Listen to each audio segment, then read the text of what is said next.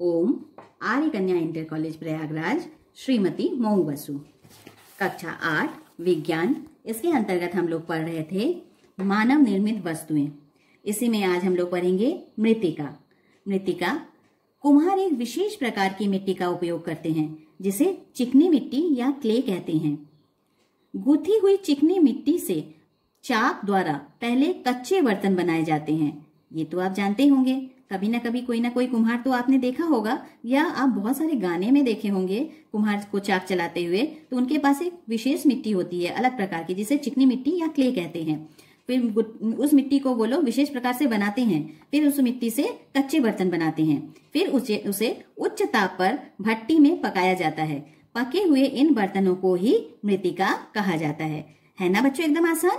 कुम्हार जो बर्तन बनाता है उनकी विशेष मिट्टी से पहले उसको कच्चा बनाता है, फिर उसको पकाता है। उन पके हुए बर्तनों को ही मृत्तिका कहते हैं।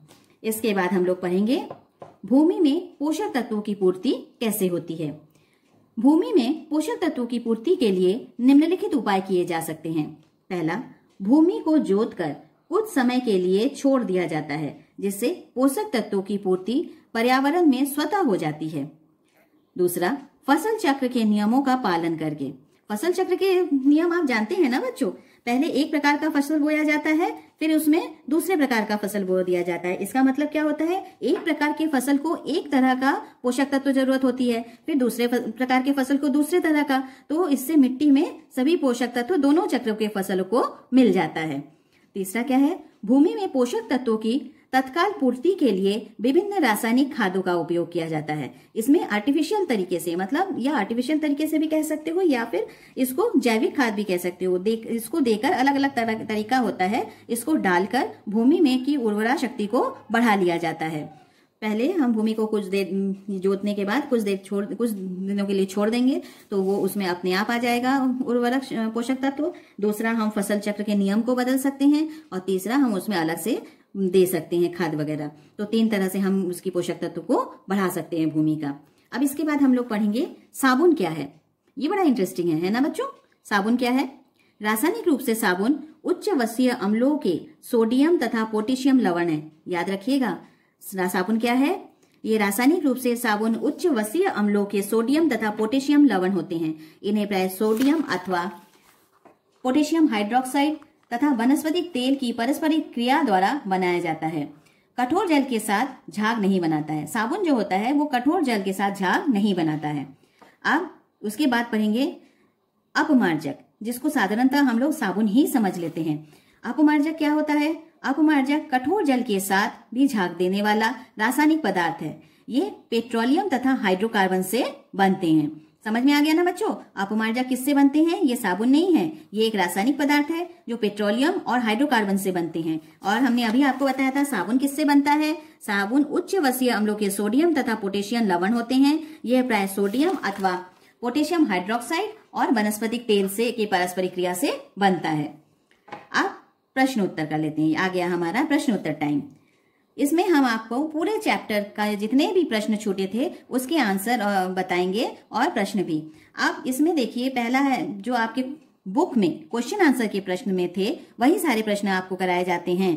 तो बहुविकल्पीय प्रश्न देखिए, अब आपने पूरा चैप्टर पढ़ लिया है, अब इसको आप कर सकते हैं। बहुविकल्पीय प्रश्न में 4 उत्तर होते हैं, तो जो सही है वही हमने आपको यहाँ पे लिख दिया है। आप इसको याद कर लीजिएगा और जो अलग 3 आपको दिया जाएगा वो तो आप समझ ही जाएंगे कि वो उत्तर सही नहीं है। तो ये सिर्फ उत्तर हमने लिखा है। पहला है थर्मोकोल का दूसरा नाम है। क्या है बच्चों थर्मोकोल का दूसरा नाम? स्टाइरॉन। दूसरा प्रश्न, पौधों का मुख्य पोषक तत्व है। पौधों का मुख्य पोषक तत्व क्या है बच्चों? नाइट्रोजन। तीसरा है फेरिक ऑक्साइड मिलने से निर्मित कांच होता है। आपने तो पढ़ा है, कौन सा होता है, कौन सा रंग हो जाता है? हल्का नीला। अब खिड़कियों में प्रयोग किया जाता है। कौन सा कांच खिड़कियों में प्रयोग किया जाता है? साधारण या मृदु कांच। अब सही गलत में भी हमने सही गलत यहीं पर लिख दिया है। फोटोक्रोमिक कांच प्राप्त करने के लिए उसमें कुछ सिल्वर आयोडाइड मिलाया जाता है। बिल्कुल सही है बच्चों। रेयॉन प्राकृतिक रेशा है, ये गलत है। ये क्या होता है रेयॉन? ये प्राकृतिक नहीं है, ये क्या है? सिंथेटिक रेशा है, संश्लेषित रेशा। सीमेंट, साबुन, प्लास्टिक आदि मानव निर्मित वस्तुएं हैं। बिल्कुल सही, ये मानव निर्मित वस्तुएं हैं। चौथा, एंटीबायोटिक दवाओं का उपयोग कीटाणुनाशक के रूप में किया जाता है। ये गलत है बच्चों। एंटीबायोटिक दवाओं का उपयोग जीवाणुओं को नाश करने के लिए किया जाता है, तो ये बिल्कुल गलत है। अब रिक्त स्थान। रिक्त स्थान में देखिए बच्चों, पहला है मेलामाइन का उपयोग प्लास्टिक के डैश बनाने में किया जाता है। क्या भरेंगे बच्चों? बर्तन। दूसरा, सूत, रेशम, ऊन डैश रेशे हैं। क्या है? प्राकृतिक रेशे हैं।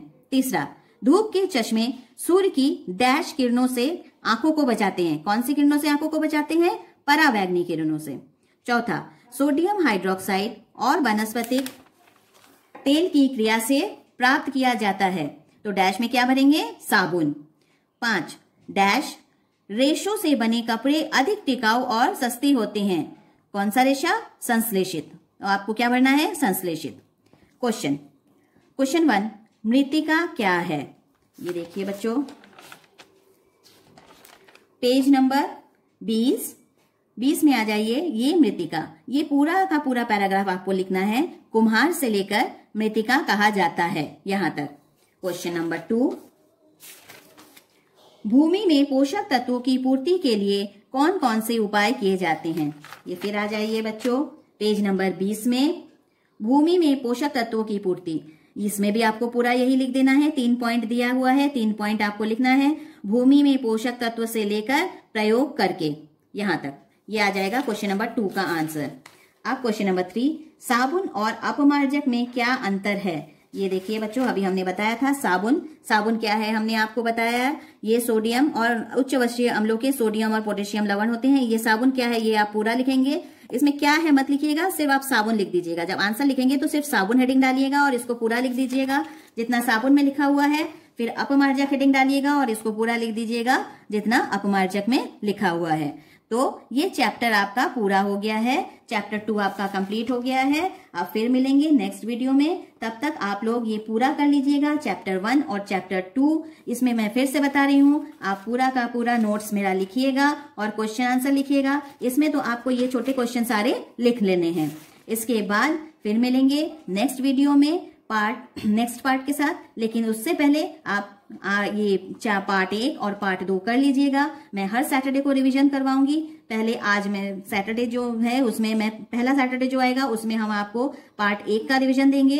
दूसरा सैटरडे जो आएगा उसमें पार्ट 2 का रिवीजन देंगे। और जो बच्चे फिर भी छूट जाएंगे, उनकी सहेलियां उनको प्लीज हेल्प कर दीजिए, उनको वो चैप्टर भेज दीजिए, प्लीज प्लीज प्लीज।